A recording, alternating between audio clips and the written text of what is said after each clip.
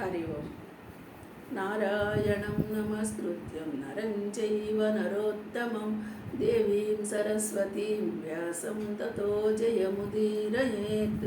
వసుదేవసుతం దేవం కంసచాణూరమర్దనం దేవకీ పరమానందం కృష్ణం వందే జగద్గురుం.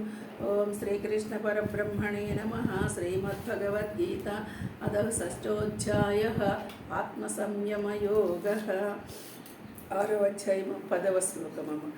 యోగీ యుంజితః సతతం ఆత్మానం రహసి స్థితః ఏకాకీయత చిత్తాత్మా నిరాశీర పరిగ్రహః. ఈ శ్లోకంలో ఏం చెప్తున్నారంటే చూద్దాం.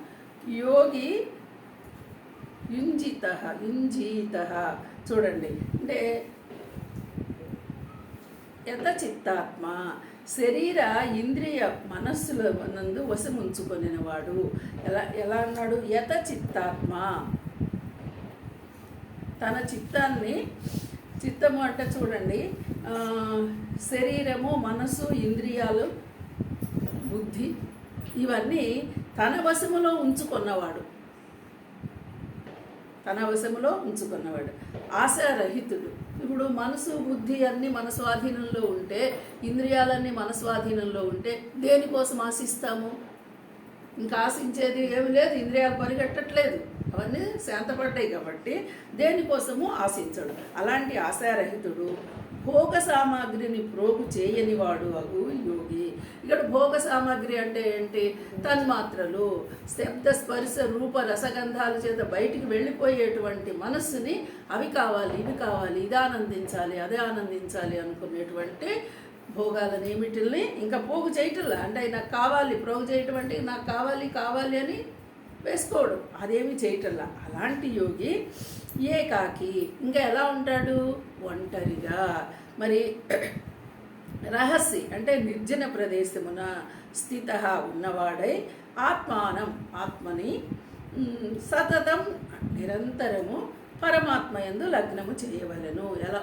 ఎలా ఉండాలో ఉండవలసిన లక్షణం చెప్తున్నారు ఇక్కడ.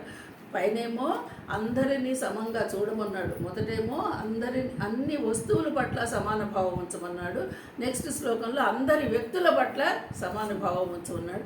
ఈ శ్లోకంలో ఏం చెప్తున్నాడు?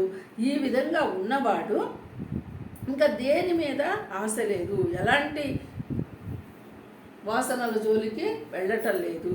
మరి అలాగే ఆత్మయందే నిరంతరము రమించేవాడు అని చెప్తున్నాడు. మరి ఎలా ఉండాలి? ఆత్మయందు రమించాలి అంటే ఏకాకి, ఒంటరిగా ఉండాలి. రెండవది నిర్జన ప్రదేశము, ఎక్కడా కూడాను సంచారము లేకుండా ఉండాలి. ఆత్మను నిరంతరము పరమాత్మ యందు లగ్నం చేయడము.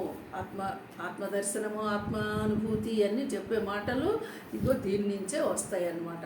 ఇప్పుడు నిజంగా కోరిక లేదు, ఆశ లేదు, భోగాల కోసం సామాన్లను ఏమీ పోగేయటం లేదు, ఇవి కావాలి అవి కావాలి అనుకోవటంలా, హాయిగా ప్రశాంతంగా పరమాత్మ యందే ఒంటరిగా. మళ్ళీ ఇంకా జనం ఇప్పుడు చూడండి, మనకు వచ్చే సమస్య ఏంటంటే ఆశ లేదు, అవి లేవు, ఇవి లేవు అంటాం, కానీ ఒంటరిగా ఉండడానికి ఇష్టపడం. ఆ మనుషులు ఈ మనుషులు కావాలి అంటే ఒంటరితనము కేవలం భౌతికమైందా మానసికమైందా ఇది కూడా ఆలోచించాలి.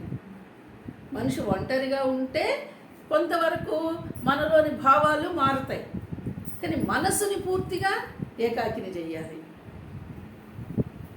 మనం ఏకాకిగా ఉండటం కొంతవరకు ఉంటాము. నేను ధ్యానమనో యోగమనో ఏదో పేరు పెట్టుకొని కాసేపు గదిలో కూర్చొని ఏకాకిగా ఉండే అవకాశం ఉంటుంది, కానీ మనసుని ఏకాకిగా ఉంచగలుగుతావా? మనసుని ఆలోచనల వైపు వెళ్ళనీయకుండా పరమాత్మ యందే పెట్టాలి. ఆ పరమాత్మ ధ్యానమే ఉండాలి, పరమాత్మ మీద దృష్టే ఉండాలి, ఇంకొకటి ఎక్కడ ఉండకూడదు అని చెప్తున్నారు. అలా ఉన్నవాళ్లే, అందుకని అట్లాంటి వాళ్ళే నిరంతరము పరమాత్మ యందు లగ్నం చేయగలిగిన వాడే ఏకాకి అంటున్నాడు. కాబట్టి ఈ విధంగా తెలుసుకున్న వాళ్ళు చూడండి, మళ్ళీ ఒకసారి శరీర ఇంద్రియములను స్వాధీనపరుచుకున్నవాడు, ఆశారహితుడు, భోగ సామాగ్రిని ప్రోగు చేయనివాడు, అలాగే ఒంటరిగా నిర్జన ప్రదేశంలో ఏకాంతంగా ఉండగలిగిన వాడు, నిరంతరము పరమాత్మ యందే మనసుని లగ్నము చేయగలరు. పరమాత్మ యందు లగ్నం చేయటమే. ఇంకా ఇక్కడ మనసు అనేది కూడా ఏం లేదు. ఆత్మను ఇక్కడ మనసున్న ఆత్మను ఒకటే అంటున్నాం కదా. ఈ ఆలోచన రహితమైనటువంటి మనసును తెలుసుకొని దాన్ని పరమాత్మ యందే లగ్నం చేయడము, ఇది చెప్తున్నారనమాట. ఓం పూర్ణమిద పూర్ణాత్ పూర్ణముదచ్యతే పూర్ణస్య పూర్ణమాదాయ పూర్ణమేవావశిష్యతే. హరి ఓం. 10వ శ్లోకం.